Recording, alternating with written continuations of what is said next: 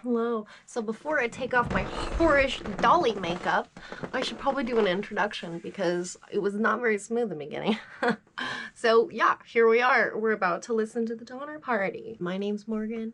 I fucking love true crime and I've always wanted to do something like this. My eyelash is falling off. But I'm finally doing it and I love the Donner Party. It was very fucking lengthy and lots of research went into it and it took a long fucking time to get this done. I forgot that I was doing makeup halfway through and I was like, oh yeah, I'm supposed to be Patty's doll, Dolly. So, that's me now. This Kahlua and Bailey's is more than I can handle. I am on a cleanse. It's hot as balls up here. Yeah.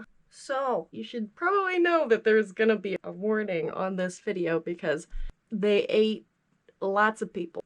So if that bothers you, you should probably not watch anything about the Donner Party.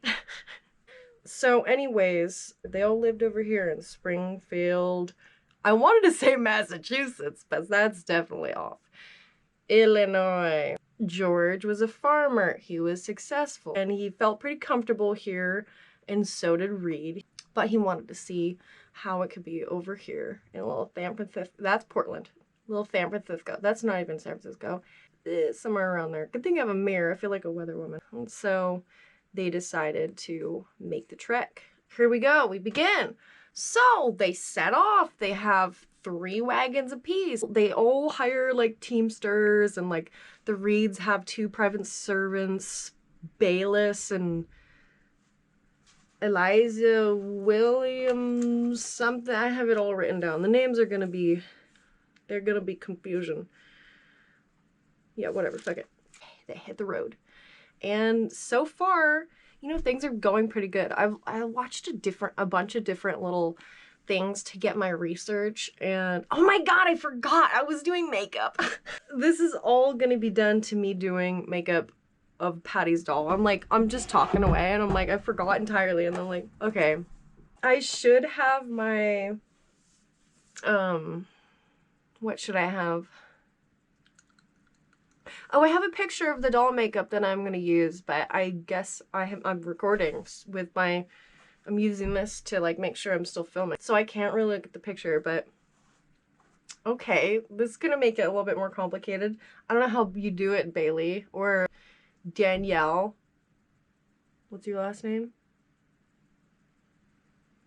Fuck, what is it? Danielle something. They're like my favorite true crime people.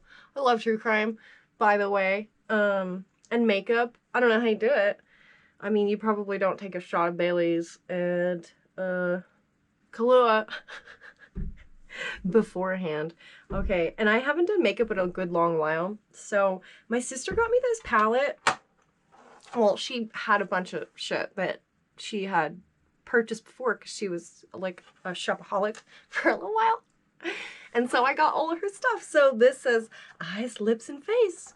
Doesn't tell me the brand what it is, but it's, you know, so. And she got me these brushes. And then I also bought, I've always wanted to try this, magnetic lashes. So that'll be fun. And I also bought an ink eyeliner, Intense Ink. It's by e.l.f. The other one, the eyelashes are by Allure London. I had to just give you a little, I could have told you that in the description box, but whatever. Okay. And this is Crazy for Coffee Cream by, I think it's Maybelline.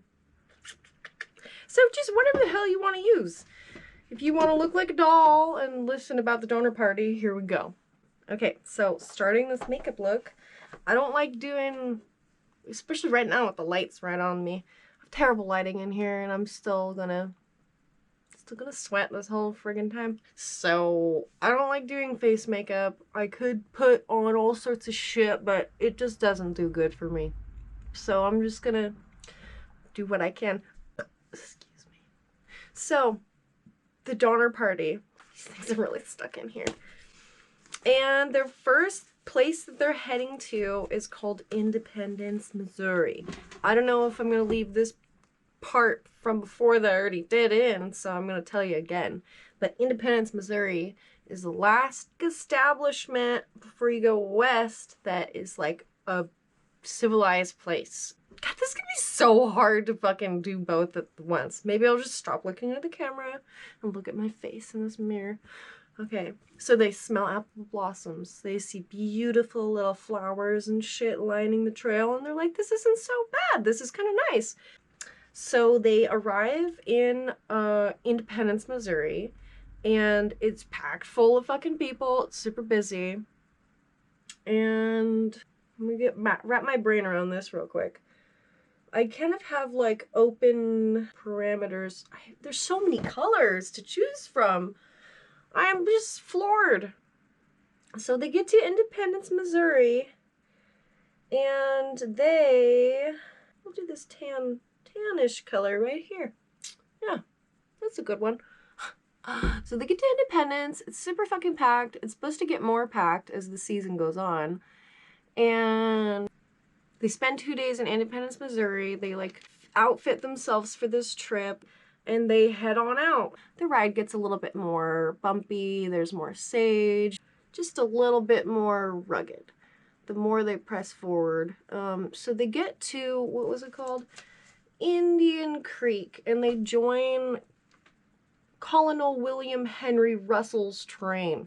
So this dude, he was the governor of Missouri at one point.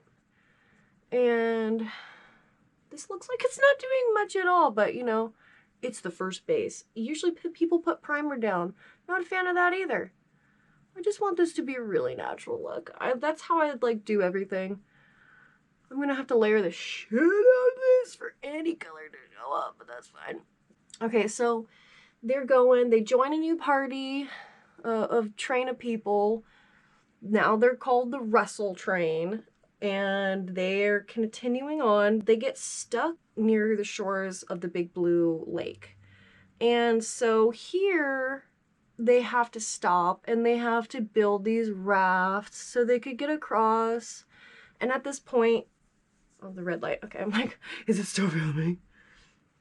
So at this point, Miss Reed's mother, Sarah Keyes, she's not feeling so hot. She's got the tuberculosis and she grows speechless today because she's just like, the journey has been too much for her apparently.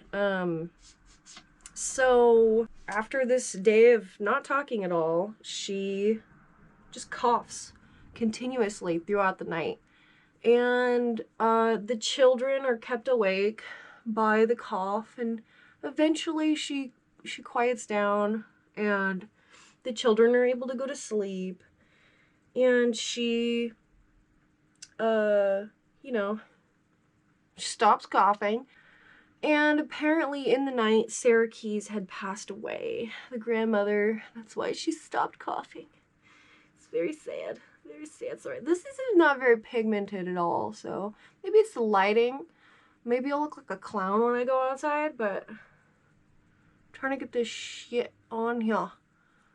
But yeah, so Sarah dies in the night, and the next day they go and bury her under an oak tree near Alcove Springs, and they kind of start going on with their lives and stuff, and they're working on their rafts, and the Murphy party arrives at the lake, and wow, all of this shit's happening, and they join the train, and eventually they're all rafted across. And then George's wife, she writes in her little journal. The couple people have journals, and she's saying how she's actually really surprised at how smoothly this ride has gone. I'm gonna pick some, that's actually like well, there's different ones. I think I'm gonna go with, I have this whole, oh, that one's kind of hot. We'll do that one. Well, that's gonna be a lot. Okay, so Tamsin is talking about how easy this ride is going. So even though Sarah just died, that's a lot more pigment. Oh my god. Oh no. Yeah. That'll do it. All good. All better now. I should have brought handy dandy tissue. That was disastrous. So Tamsin is talking about how easy this fucking ride is so far, and she said, I guess like the hardest part is getting started. Well, she has no idea what is ahead of them. But some people want to get the frickin' show on the road. So Colonel Russell and a couple other people, Bryant and some other parties, they're like, fuck this. We want to make this go a little faster. So they ride ahead to Fort Latimer to go and trade in their wagons so they can ride some donkeys out this bitch and get out of here and pack their shit and go. And so they go forward. That one's way better. I'm gonna be not very symmetrical. So they head out to Fort Laramie. They get there. They get there, and it's also very fucking busy. James Reed, he runs into an old war buddy. So he talks to Kleinman, and Kleinman, he just came on horseback. He's heading back east, and he and Mr. Hastings, the dude that had made this alternate route, had just taken that route for the first time, and they're telling James Reed, he's like, don't fucking do it. You're gonna die. We barely could make it on horses, and I don't advise you to do that. But of course, fucking James Reed was 45 years old, as opposed to the Donners, which George Donner was 62. And so he was considerably younger, and so he kind of like had this mentality like, I'm smarter than anyone else, and there's this other route here, and it'll shave off 350 to 400 miles, supposedly. This Hastings cutoff. And he just didn't want to hear it, and so he said, good morrow, Kleiman. I'm going to take this route anyways. And so he said, great, that's your funeral.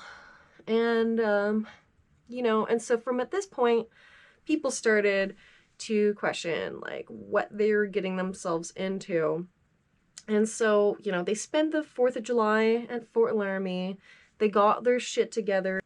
And so they head out. And on the 17th of July, they hit Independence Rock, and there is this lone rider that they run into, and he has a letter from Hastings basically saying, like, I will be waiting for the parties in Fort Bridger, and he will guide the parties through Hastings Cutoff.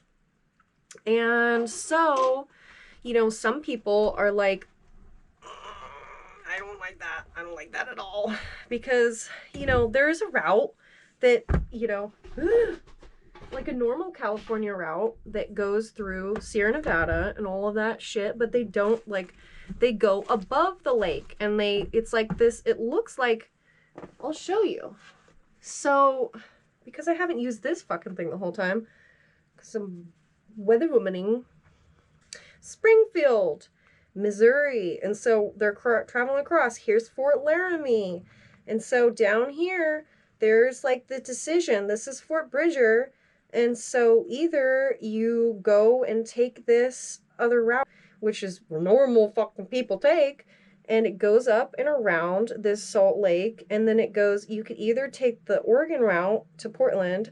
I'm getting a call. Too bad. You could either go to Oregon, or you could come back down and you go through, this is the California route. But with Hastings, little fucking idiot, he's like, I want to have my name down. And so he creates this cutoff where it looks like it's straight across, because it looks like it's going to add more fucking time. And they're already kind of late in the season. They left him like a month late.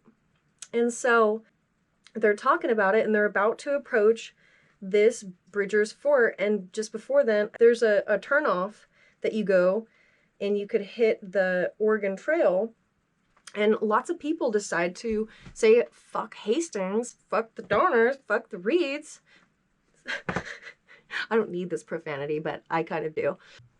Anywho, they decide, they're like, fuck it, we're gonna try this. We're, you know, might as well. And so they approach Little Sandy River and they have to make the decision to either go left or right. And so the people that go right, they say bye-bye. Ooh, good luck. And the people that go left are now named the Donner Party.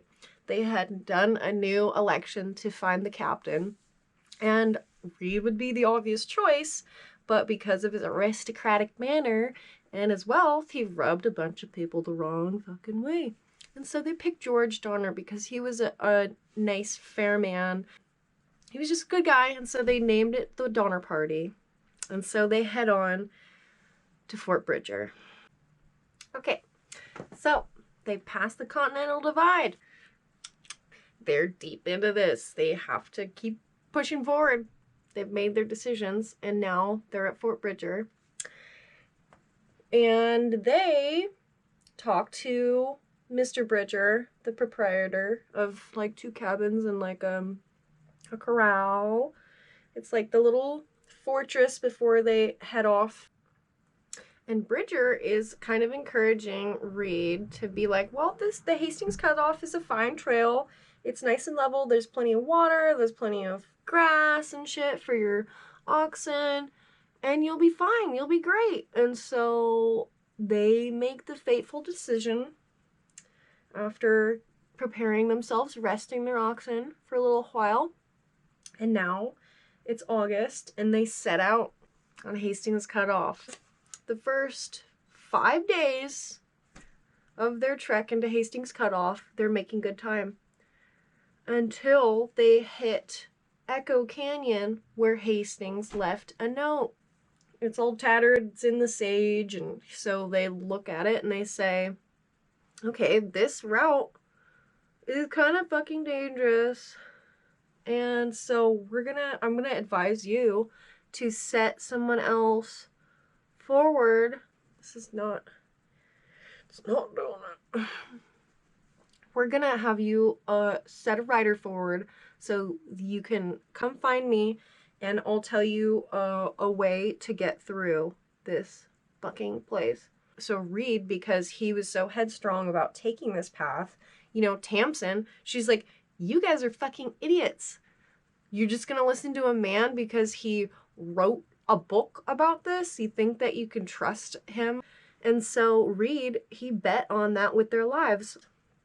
And so he rides forward with a couple other people, and he takes a friggin' long ass time. A couple days go by, he returns, and he says that Mr. Hastings, he refused to turn around to help them. And so he just basically scaled a mountainside with Reed and pointed out the basic way to go. And so Reed makes his way back, and now they have to pretty much cut their way through the Wasatch Mountains. There's a bunch of willows and aspens and just a bunch of trees, and it was terrible terrain, and they're making terrible time. They maybe did 2 miles a day as opposed to like 12 to whatever, 15 or plus, what they normally would be making. And so this is taking a long fucking time. They're getting real weary. They're not having a good time in these Wasatch Mountains. Okay, and so they've taken so long that the graves catch up. Now there's 87 people, 23 wagons, and they spill out of these mountains just like, they can't go back. And now they're so deep into it, they have to push forward. And they're just fucked. They're fucked. Because of this move, because they decided to take a shortcut, they thought that it would take a week to do this progress. It took a month. This delay caused the Donner Party. My foot is asleep. Okay, I fixed that. Now I'm straddling the camera again. So, it's not going so good. They reach the Salt Lake Valley, which is like, there's a lake that's, you can't drink out of, you know, the name, Salt Lake. And And, so, it's not good. Luke Halloran, one of the, I think, teamsters, he dies. They say it was of consumption, but it was tuberculosis. Croaked. And, things are not going well. They reach, I think, the Redlam Spring. It's supposed to be the last, I guess there's 600 miles to go, and at this Redlam Springs, it's supposed to be the last water before they go to their supposed 40-mile waterless stretch.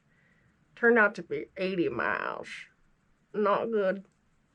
So, okay, so they get to the Redlam Springs, and the water is blood red. Algae. Not good. Killed off a couple of oxen. Things are, like, going really badly. They start into the desert.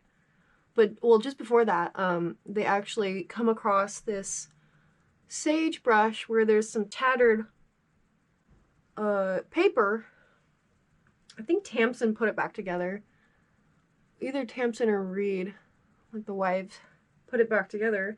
And it said 2 days, 2 nights, hard drive, no water. And so they were not anticipating that. They're kind of cursing Hastings and Reed, and it's not going well.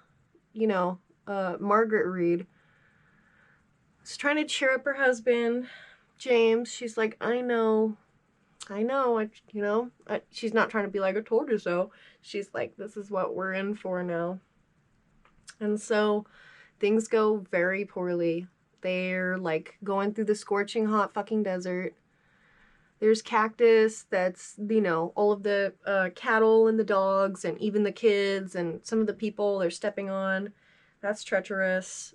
When it's so hot, like the moisture from beneath the soil bubbles up, and it made these torrential tracks that they would sink all the way up to the hub. And so they're making terrible time. They run out of water 3 days into the desert. That night, Reed's cattle, or his oxen, bolt into the desert, having been driven to insanity from thirst. And so basically he had to leave all his shit in the middle of the desert. And so in this part of Patty Reed's doll, she has to leave her box of dolls. She brings her doll, Dolly, in her little apron, her little dress pocket, and they carry on, and on foot they put some of their belongings in other wagons from other people that were nice enough to do that. And they press on, and they catch up to the Donners, and it's like nighttime, and I'm at a place with my makeup. I don't know where to, so I'm going to talk. They get to the Donners wagon. It's cold as shit, and they lay out a shawl on the ground. They lay on the shawl. They put another shawl on top of them. James Reed and Margaret Reed, they have their backs to the wind, and they're huddling their children in the middle. They put the dogs on top of them to keep them warm and alive. And I think it was either Virginia or Patty that said that if it weren't for the dogs, we would have surely died. And so James Reed is starting to say, like, maybe this guy didn't know what he was talking about. Hastings was a son of a bitch liar. And so, yeah, here they are in the desert. They spent a couple days looking for their oxen. It's not going to happen. They take inventory, and they're like, we're not going to make it to California with the supplies that we have. And so they sent people, Charles Stanton and John or William McCutcheons. All the freaking names in this show is ridiculous. So William McCutcheon, Charles Stanton, they ride forward swiftly to Sutter's Fort. And so now they have reached the Humboldt River. This is where Hastings Cutoff meets the standard trail that normal people would have fucking taken. Hastings cut off, instead of being 350 to 400 miles shorter, it was 125 miles longer. And it added a lot of fucking time to their trip. And so now, at this point, tempers have flared. And so as they're going, a couple days later, October 5th rolls around, and they're going up, struggling up Sandy Hill at Iron Point, Nevada. And Milt Elliott and John Snyder, they are the teamsters for the Graves and the Reeds. And the oxen get tangled up. There's a fight. A very pivotal moment. Wait, should I start with that? Yeah. Pivotal moment because Mr. Reed, James, comes out and he's trying to split it up. And so Snyder's beating the shit out of the cattle. He's about to fight Milt Elliott.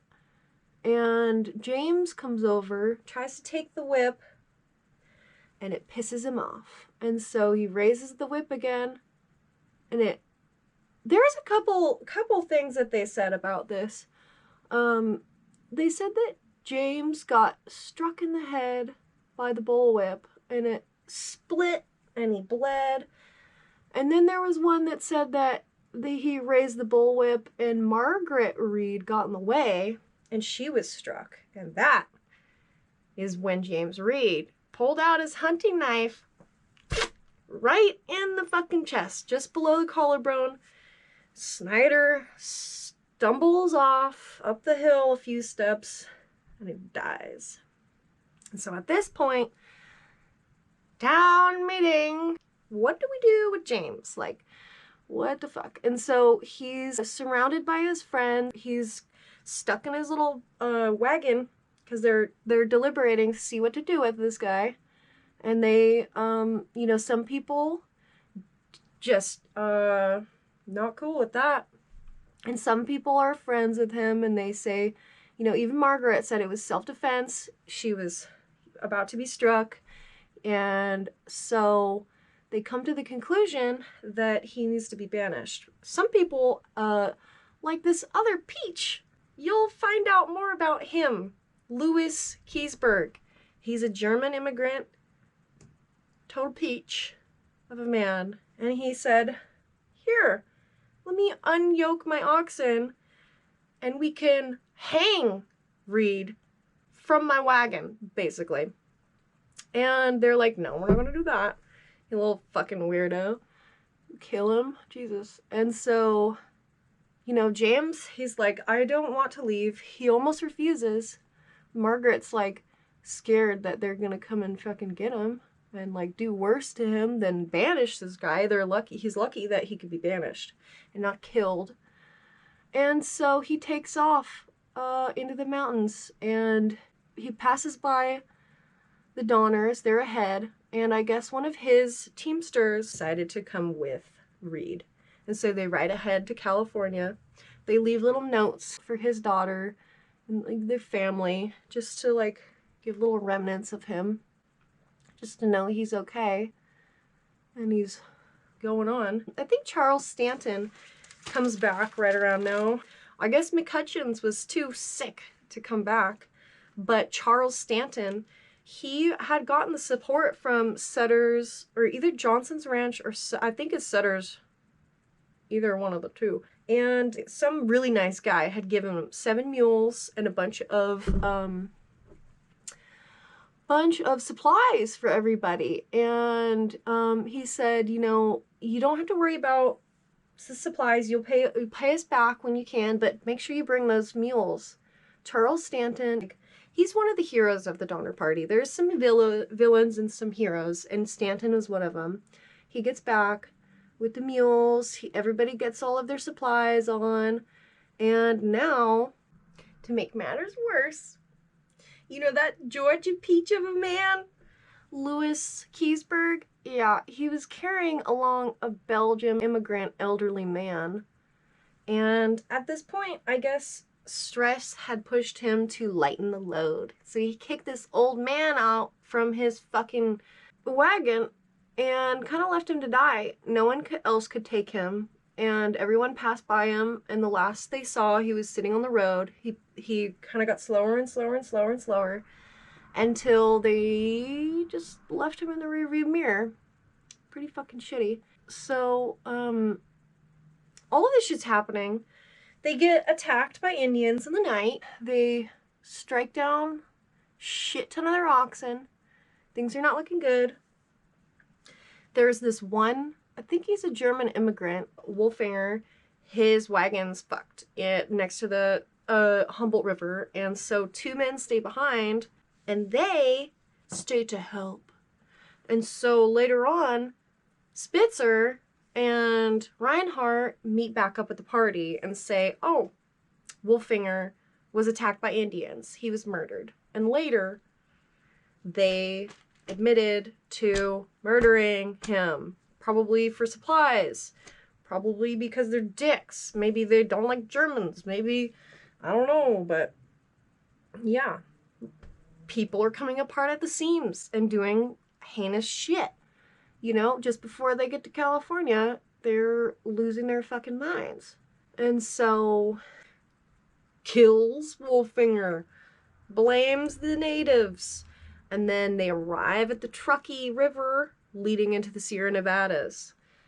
And this is where it gets shitty because it starts to snow.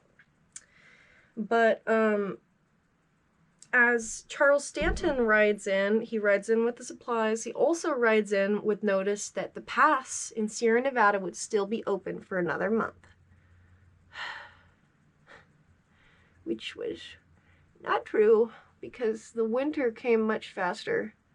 And basically that it almost felt like an omen. Once Snyder had been murdered, it was kind of on from there. And they're doomed. Okay, so apparently there's another death. William Foster accidentally shoots his brother-in-law. And this is William Pike. So William kills William, and he dies shortly after that. Snow falls during his burial in Truckee Canyon. Yeah. So, you know, Stanton's there. He brings the supplies. He brings 2 Native Americans, Louis and Salvador. They had to just like come on for the worst fucking part of the trip to help these people, and ultimately they were fucked. Basically where we're at with that. Okay, Halloween. Things aren't looking good. It's getting colder. They're rushing by, and of course on Halloween, George Donner's front axle of his family wagon snaps. And so he has to go and cut some lumber, and he gashes his little hand open, and this really puts them behind schedule too. So they're lagging behind. Everyone's going forward. And so they push on, and they're trying to make it over this summit. It starts getting kind of cray. There's like a large circle around the moon that would indicate some bad weather coming up. And it begins to snow as they sleep. They made a little place to rest, and apparently when they wake up, they're fucked. They try to make it over the pass, but the snow is 5 feet deep, and so they have to walk their little asses in their trail back to Truckee Lake, now Donner Lake, and they make little cabins for themselves. So the Breen family finds this cabin that's abandoned, and so they take over that. Keysburg, he builds a lean-to next to their cabin, and then 200 yards away is William Eddy and William Foster, and they begin to build a cabin against a boulder for the Eddys, Fosters, Murphys, and the Pikes. And half a mile away, the Graves and the Reeds family occupied 2 sides of a double cabin. And then 6 miles back, because George gashed his hand open, him and his brother Jacob, they made 2 tents by Older Creek, and their hired teamsters had to make makeshift shelters out of brush.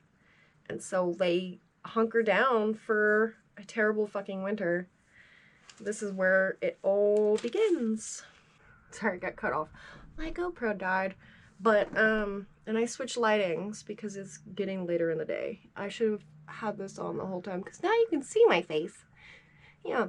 So Patrick Breen, basically, most of the things that are recounted from this terrible experience are from Patrick Breen's diary. And he says, it's been snowing 8 days, no intermission. He's almost killed all of his cattle so far. They're trying to store it as best as they can, but they're eating it up pretty quick. So there's 2 attempts that are made to make it to the summit. Both of them fail. So they're looking for a rescue party that's not coming. But there are some developments. So James Reed had made it to Sutter's Fort, and he had gotten the help from Sutter himself. They gave him a bunch of supplies, a bunch of horses, and apparently he had traveled back to come and help his family out of the mountains. But he had made it to Snowline. He only made it about 12 miles in before he had to turn around because the horses were sinking in. And so he goes back to Sutter's Fort and kind of gears up for the next time he can try. Okay, so at this point, they're all very much so stuck in their situation. And so they're starting to think, I don't know if anyone's going to come for us. And so the 17 strongest people had band together. I think there was only 2 or 3 people that didn't have snowshoes that were going to this party. They called it the Forlorn Hope. I'm describing this very poorly. 2 of them can't make it because they're obviously don't have snowshoes. So now it's 15 people, and it takes them 2 days to get over the summit. I'm gonna make my eyes look a little bit larger than they are. So I'm gonna bring it down. That's the first direction I've given in makeup. But, so Charles Stanton, he gave his word that he would bring these mules back to Sutter, and turns out the mules got buried by the snow. Cattle got buried by the snow, and so he headed out. He gets snow blind, so things are not going well for them. So Charles, snow blind, they run out of food, and he realizes if this party is gonna have to wait for me, I will basically kill us all and no one will get out of these mountains. So he thought to himself, you know, I'm gonna tell my fellow hikers that I'll meet up with them and, you know, push on. And so the last they saw of Charles Stanton was him sitting peacefully in the snow, smoking on his pipe, some tobacco. That's another thing. They had tobacco, they had coffee, they had all sorts of other shit, but they didn't have food. That's something. You know, I can't eat tobacco. One of them tried and they got sick. Yeah, anyway, so Stanton gets left behind. Back at camp over in Donner Lake, things aren't going good. Let's see. Several people died. Anyways. And now it's Christmas Eve. And back with the snowshoers with the Forlorn Hope, they're not doing so hot. They're huddled up by a fire. It's Christmas Eve. They've run out of food. It's been 3 days. No food. At first I didn't see it at all, and now I fucking see it pretty good. They're starting to talk amongst themselves about, you know, if one of us dies, the rest of us can go on as long as we eat them up. And so they decide to pull lots of paper, and whoever gets the longest strip has to die. And they're gonna use the flesh to sustain themselves. And so Patrick Dolan, he pulls the one, but no one has it in them to kill him.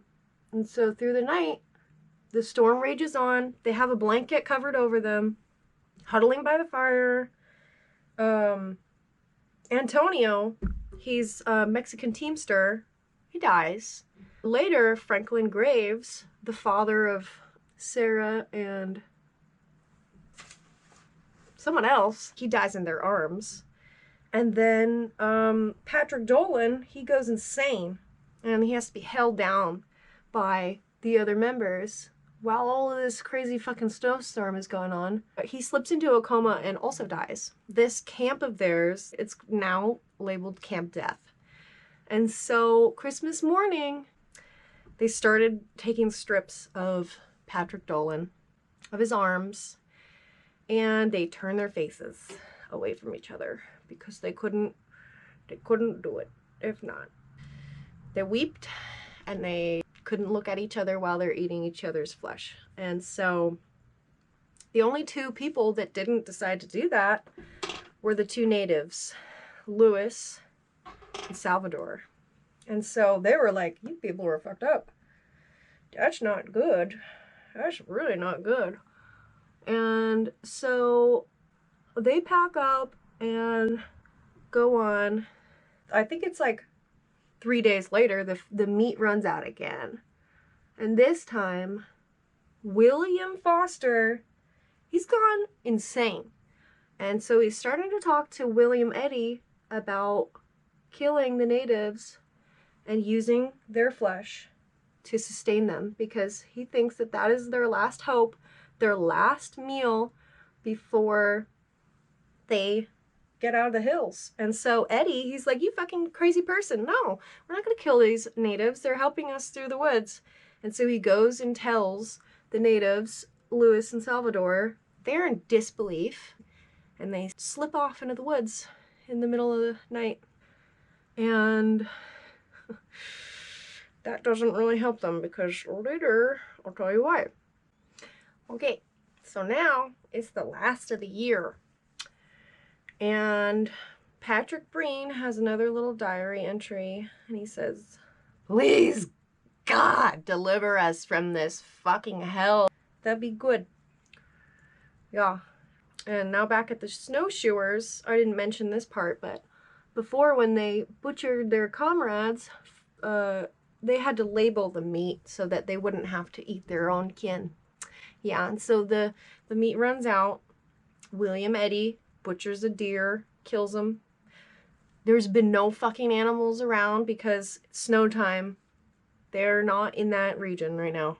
And so luckily he finds a deer, but it's too late for Jay Fosdick. He dies. Oh, super sad. What's even worse is that was a couple. And so Sarah Fosdick had to watch her husband die. And then she had to watch his heart being roasted on a stick. Things are tough. And so things get even worse because they find some bloody footprints. And William Foster, the one that had gone completely fucking nuts, had caught up with Louis and Salvador. They were passed out in the snow because they were tired as fuck. They were exhausted. They didn't have the meat like everyone else did. And so they were dying in the snow when William Foster found them and shot them in the head and dressed their meat and packed it up for the rest of their trek out. Super fucked up. Things got real bad real quick. And so right about this time, Mexico loses to California, or United States, and now California's ours. And so Reed was looking for some men that would come and help, but everyone was busy in the war. And so now he can go to San Francisco and collect all of the people that are just gonna help the party. Yeah. They're running out of meat. People are being really greedy, and it's not good because some people have some oxen left. They're starting to boil their hide. Some people are above the hide because hide is fucking disgusting. I guess they have to boil it for several hours. This is my elf thing. I just unboxed. Excuse me. This is a very fine tip. Wonder why both ends. Okay. So, the hides are what they're living off of now, and they're running few. And so shit's hitting the fan real quick like. Okay, so the snowshoers, they are making progress slowly but surely. They're like half fucking dead. more than halfway dead.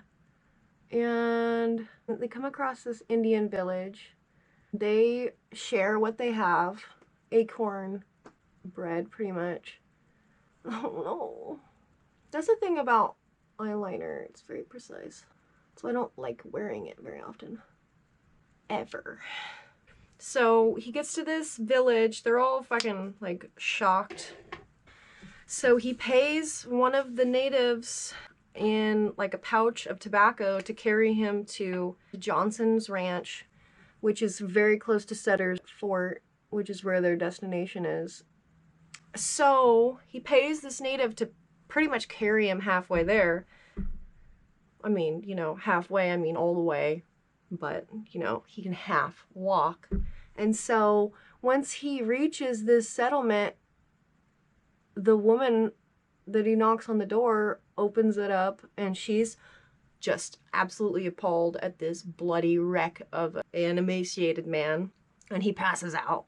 They follow the blood steps back to their comrades at the last village. They go and get them. One of the children is being refed, and he dies. So people are dying left and right. 5 of the women, all of the women made it. I think only 2 dudes make it. Okay, like I said, back at camp, things are getting real salty. There's only a little bit of meat left, and so Miss Reed keeps on buying more and more from the Graves. And the Graves are like, you're gonna have to pay double when we get back to civilization. This is gonna be risky, putting this stuff on her, but we'll see how it goes.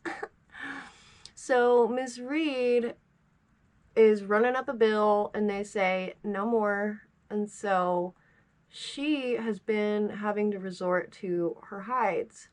And now, because the Graves are getting a little salty towards her, they came and seized her last fucking hide, threw it on their little shanty. They're not even gonna eat it. They're above eating hides. And that was all she had to live on. And so all this shit's going on. Bunch of people die in camp, one after the other. They're being buried in the snow with quilts. They were not intending on ever eating anyone, but later on, these are the ones that, the first ones in camp. So yeah, Milt Elliott, he dies. Well, first he got the frostbite on the toes, and then I guess he just croaked. And now Miss Graves, because Milt died in their cabin, so now Miss Graves is talking about commencing on Milt and eating him. And one of the people that heard that was just like, I don't think she's done it yet, but it is distressing. And she heard some wolves outside of her house trying to get to the bodies, and she's like, well, fuck, like, they're not gonna be here, then we won't even have any backstock people. So yeah, things are not going well in San Francisco. They're starting the first relief. So they set the alarm saying that if no one comes to their aid, they will die. They will all die in the mountains, and it took 2 weeks for anyone to consent. I hope this isn't waterproof. I hate that shit. Fucking son of a bitch. I guess I will not be putting that below the lid. So the first relief is heading out, and James Reed, he's getting the second relief ready to go out and help everyone. And so when the first relief arrives, they are met with silence. They call out and say hello, and it's just dead silent. The only thing around them that's alive is them.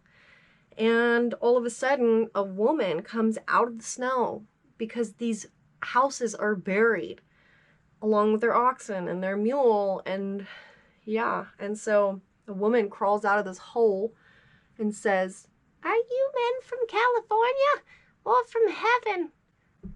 Yeah, they go and they look and see who's healthiest and who's like most ready to travel. They collect some people. They go to the Donner's camp back at Alder Creek, and they say, you know, dude, if we are unsuccessful in finding our cattle that's buried under the snow, which they didn't know this at the time, but it was about 10 feet under the snow, and they had no idea where the cattle could even been. They didn't know where to dig.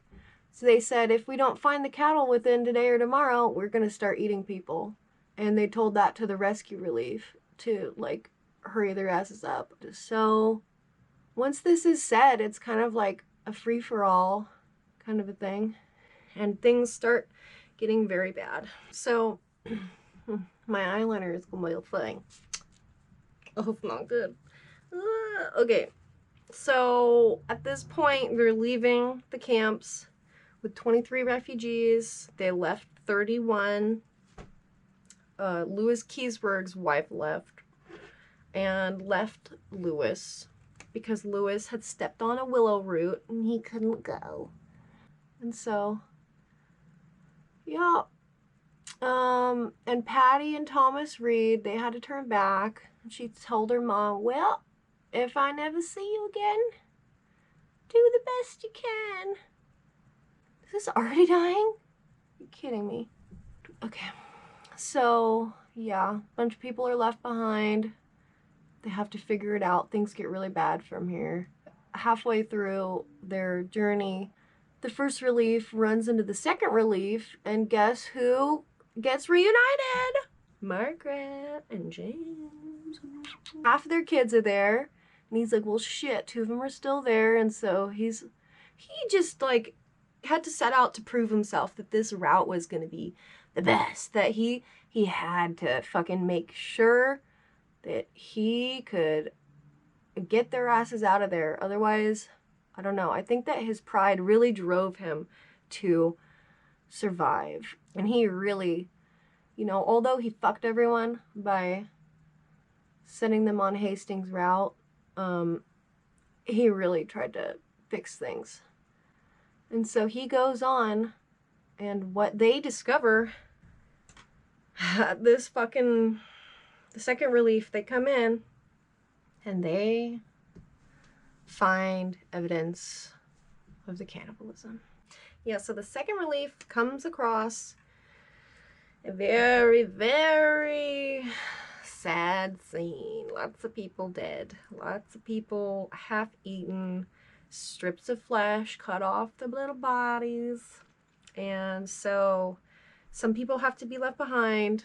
As they're heading out, the second relief just really had a fucked time. There was a storm that hit them, and it was the worst of the season yet. And they were stuck for like 2 days under a blanket. Their fire kept going out, and I think 3 people died. When the third relief was heading out, they ran into what the second relief was going through. They called this one the Starved Camp.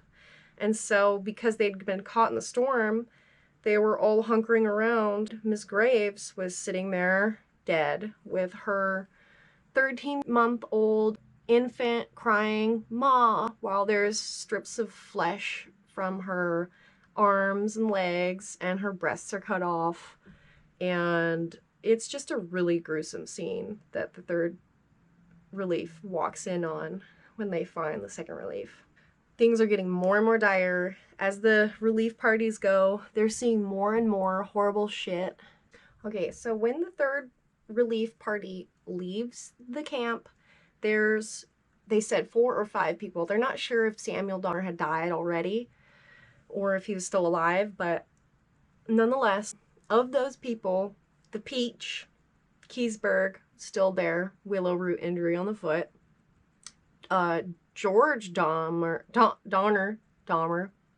he was too fucking ill to leave.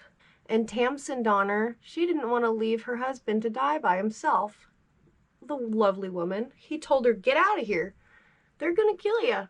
And you know what? They were right. So George Donner passes away. Tamsin, she starts to set out, and she's gonna go by her fucking self. She's like, I don't need to wait.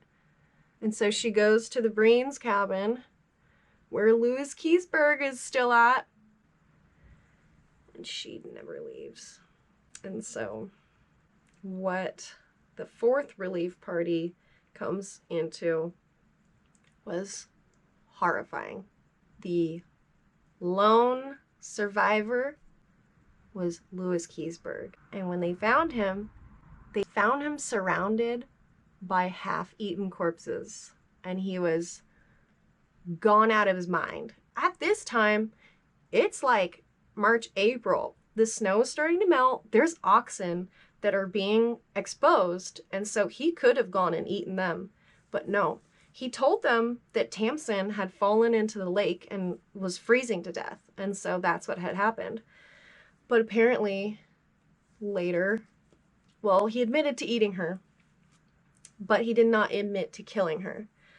And so this stuck with him for some time. Yeah.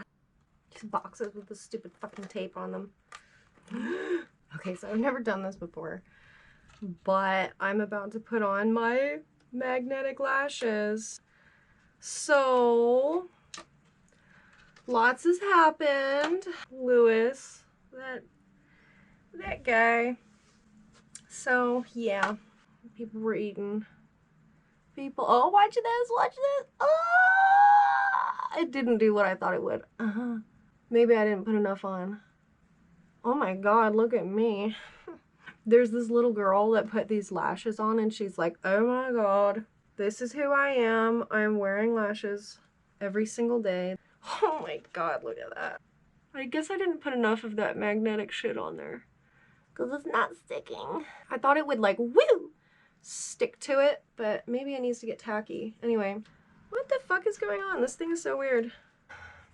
Later on, in June, I gotta get the name right. General Stephen Watts Kearney headed east to Cannibals Camp with Mormon Battalion vets. They had gathered all of the donors' possessions and they gathered it into a cabin. They buried all the bodies and then they burnt the cabin down to the ground because apparently that's the way that they wanted to handle it. And I'm just gonna slap on some blush before we're done here and a little bit of lipstick. And yeah, just a little backstory. I got obsessed with the fucking Donner Party. So a little while ago, I was going through a rough time and I needed to like figure out my life. And so I just like started taking little trips. And so I went to SAC and then I decided to go to Reno. And when I was going to Reno, I was passing over Donner's Pass. And which one would be the best? Not something too fucking crazy, but not something you can't see. Maybe the one I started with. Yeah. A little dolly cheeks. So I was going over Donner's Summit, and I was just about to run out of fucking gas. I'm like, oh my god, these poor people. They're not having anybody coming to help them. Luckily, I had a gas station just around the corner. But ever since then, I just got obsessed with the Donner Party. And so I just read as much as I could, and I just was super into it. I went to the Alder Creek, I went to the Donner Lake, I saw the boulder that the cabin was constructed on. Everything is gone, the structures are down, but there's some, there's like a museum there with all of like the things that they found. And over in Sacramento, they have Patty's doll. Patty lived. The whole Breen and Reed family survived, except for Sarah Keys, of course, in the beginning, but that was completely separate. That was natural causes. Let's look at the statistics. Okay, so 87 immigrants and 2 Native Americans, so 89 people. Of the 89 people, 81 were trapped in the mountains.